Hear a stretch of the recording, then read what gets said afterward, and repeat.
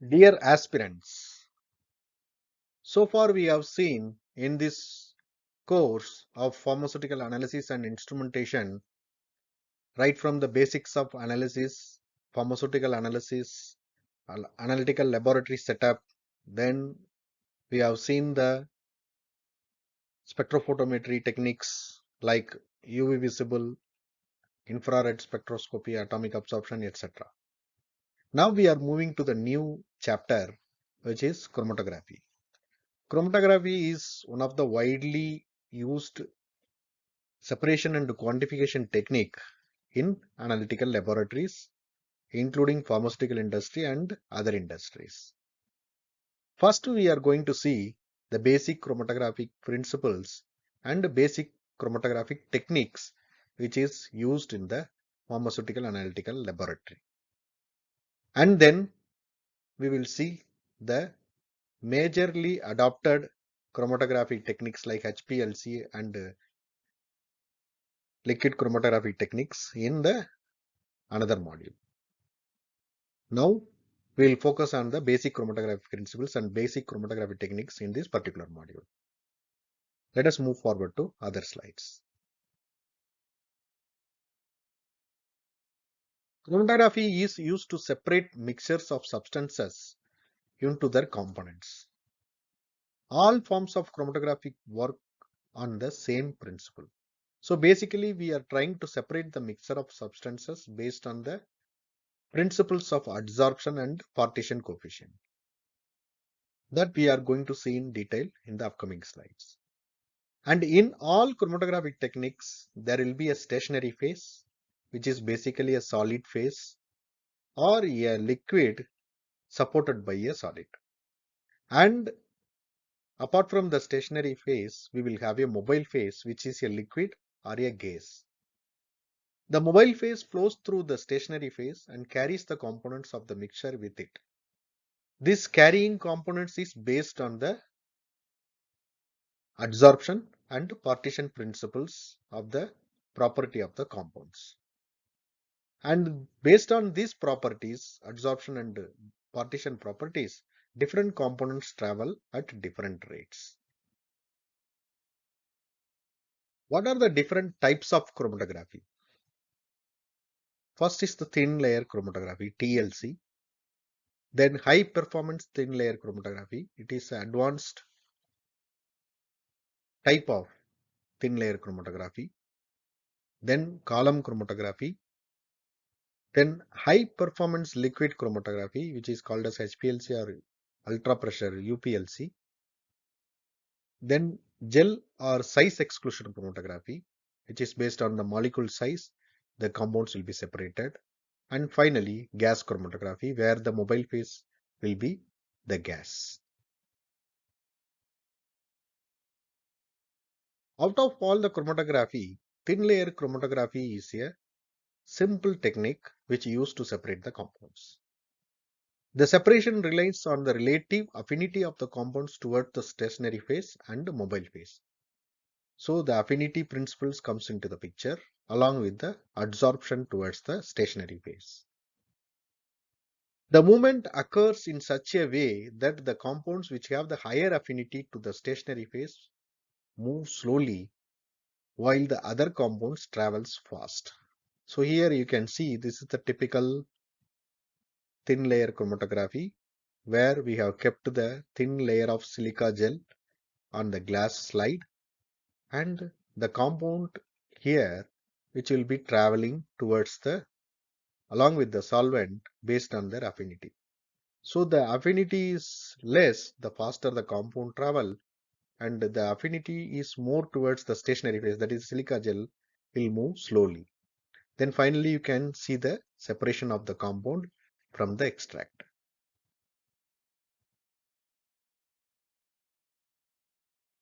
In thin layer chromatography, the stationary phase generally a paper or it can be a material which is kept on the supporting plate or a glass plate. So for a paper chromatography, filter paper can be used. For a thin layer chromatography, adsorbent material like aluminum oxide, cellulose or silica gel shall be coated on a sheet of aluminum foil or plastic or glass plate as a thin layer. So we will generally use the silica gel slurry to make the thin layer on the glass plates and use as a TLC plates for the chromatography. Or we can do the paper chromatography using the filter paper. The TLC plates will be activated once you keep the plates in the higher temperature of 60 degrees for 30 minutes. The activated plate will provide a improved separation process. Then it comes to the mobile phase. Mobile phase is one that moves and consists of solvent mixture or a solvent. So you can use a single solvent in a mixture of solvent as a mobile phase which moves from the lower part to the top of the TLC plate. This mobile phase is particulate free and highest quality of the purity will be used for the better separation of the compounds. What is thin layer chromatography chamber? Why a chamber is used? In a thin layer chromatography, chamber is used to develop plates or paper. So the chamber is responsible to keep a steady environment inside which will help in developing the spots. So it is providing a steady environment or undisturbed environment inside within the chamber the plates are kept. Also the chamber prevents the solvent evaporation and keeps the entire process dust free.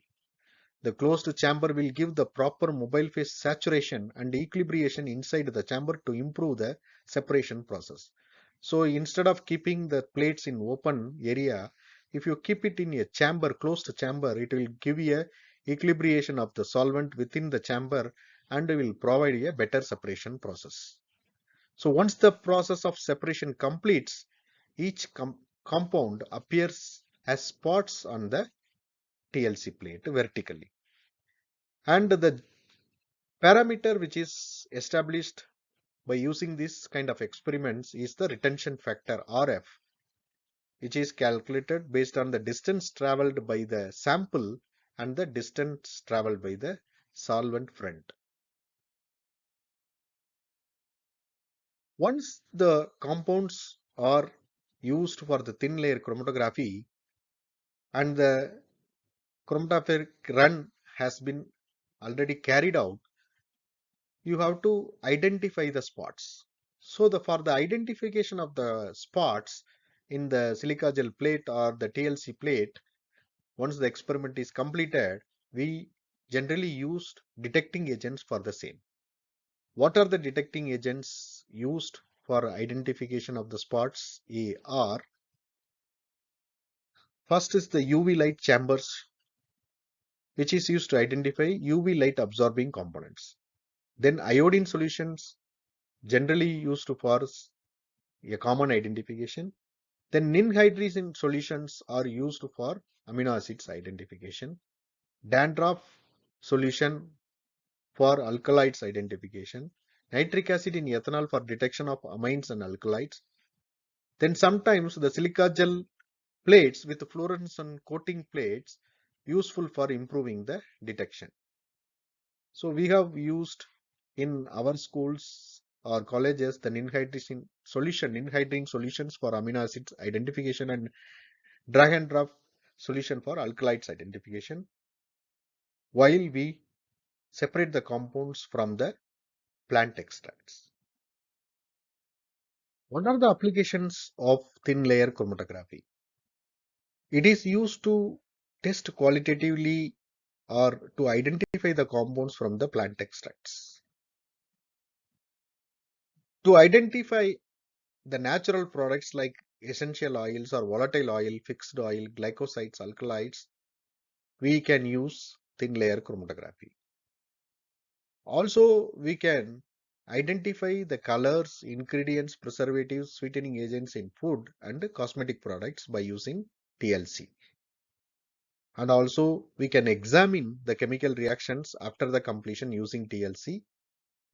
And we can do the analysis of drug residues and antibiotics in food and environmental samples using TLC.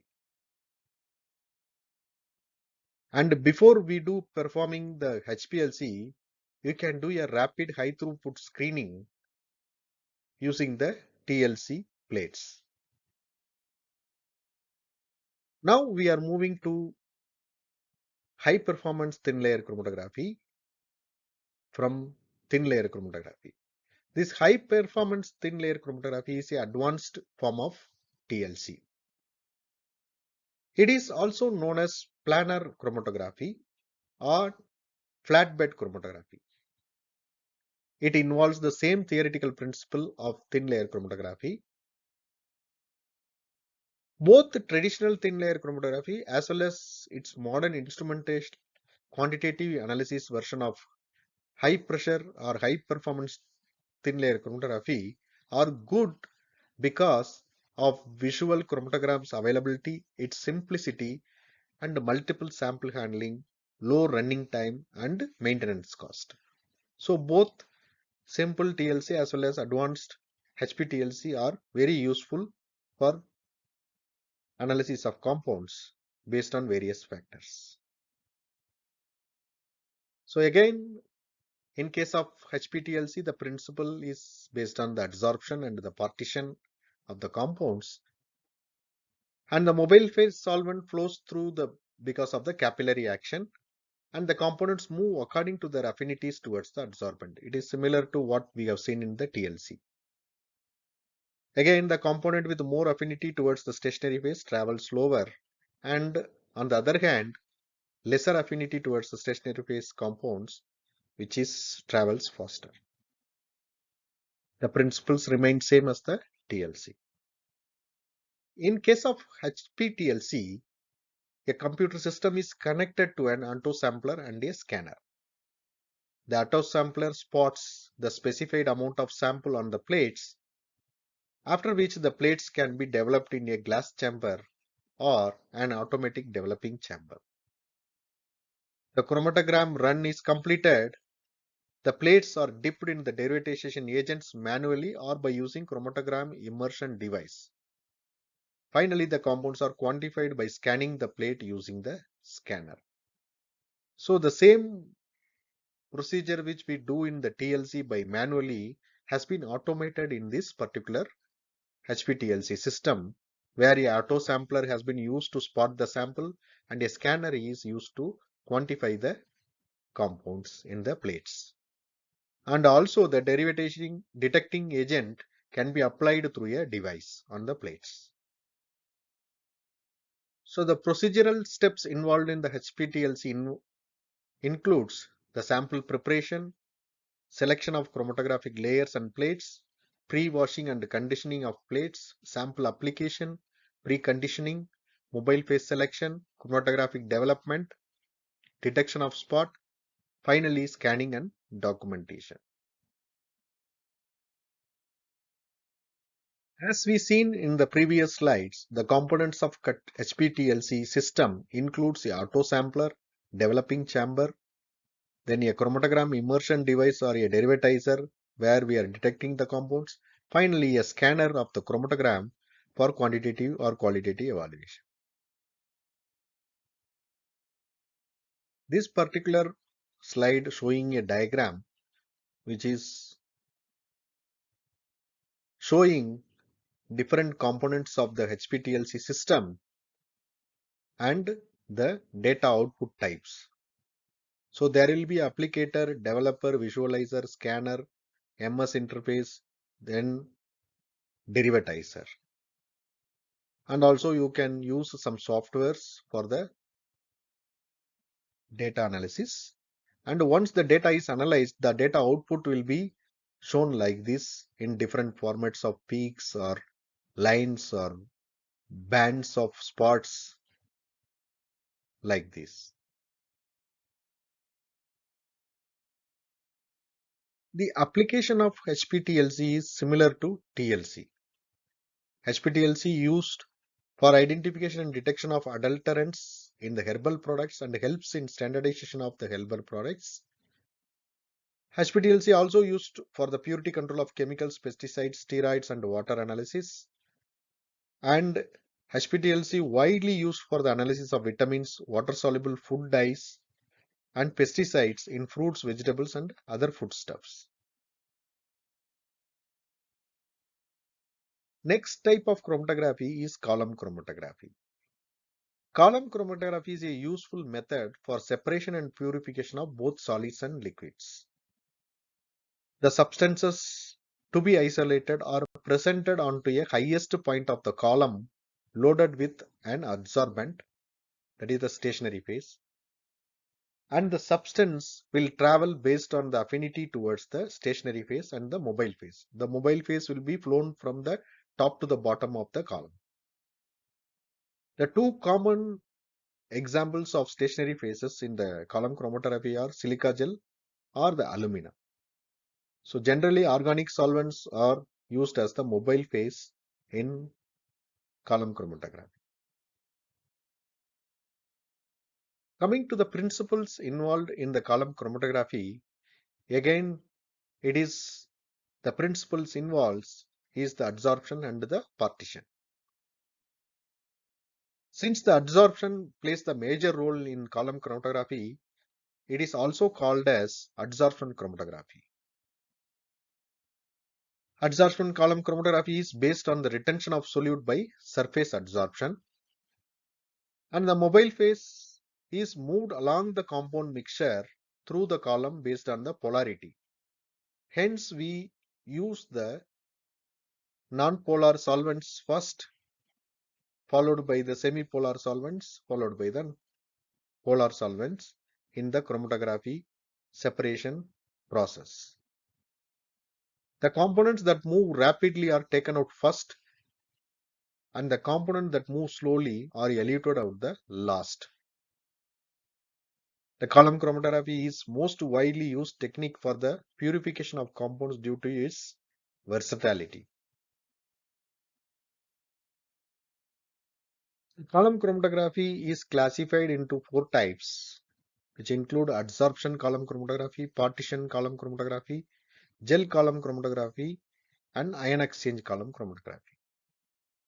And based on the usage and types of column, we can classify into preparative column chromatography and analytical column chromatography. The preparative column chromatography used to isolate active ingredients in large volume, and analytical column chromatography used for the analytical purpose. So based on the principle, four types, that is adsorption, partition, gel, and ion exchange, and based on the use, we have classified into preparative and analytical column chromatography. Coming to the more detailing of the type of column chromatographies, first is the adsorption column chromatography. It is a technique of separation in which the components of the mixture are adsorbed on the surface of the adsorbent. The major principle involved here is the adsorption. Coming to the partition column chromatography, the stationary phase as well as the mobile phase both are in liquid in nature. Hence, the partition coefficient is the major principle involved in this particular process. Coming to the gel column chromatography, the separation takes place through a column packed with the gel. And in case of ion exchange column chromatography, the chromatographic technique itself involves a stationary phase, uses a ion exchange resin.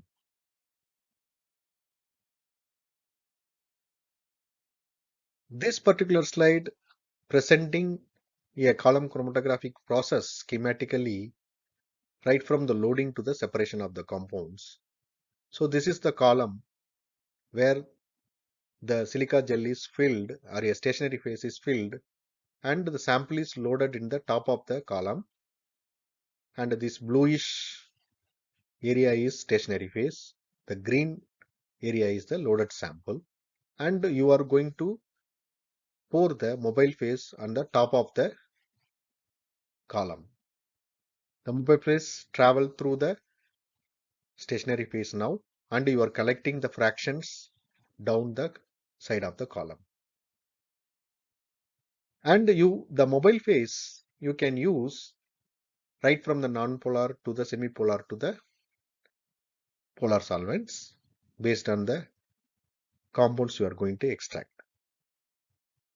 And During the process of this separation, the compounds which is having the stronger affinity, which moves slower towards the down of the column, and the compounds which is having the weaker interaction, which will move faster towards the downside of the column. So first the compounds which is having the weaker interaction with the stationary phase, which will be collected in fractions through the column outlet, and finally the stronger interaction compound will be eluted at the last. So you have to collect the fractions and evaporate and concentrate, and then use the TLC to identify the compounds, whether it is alkaloid or amino acid, using the detecting agents. Now coming to the application of the column chromatography, it is used to isolate active ingredients, separate compound mixtures, remove impurities, and isolate metabolites from the biological fluids.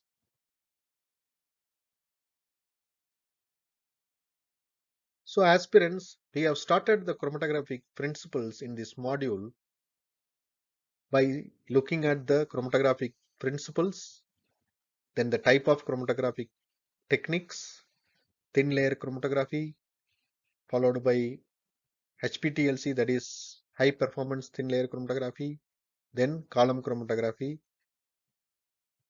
etc. And we are going to see the liquid chromatography in the next module in detail. Thank you.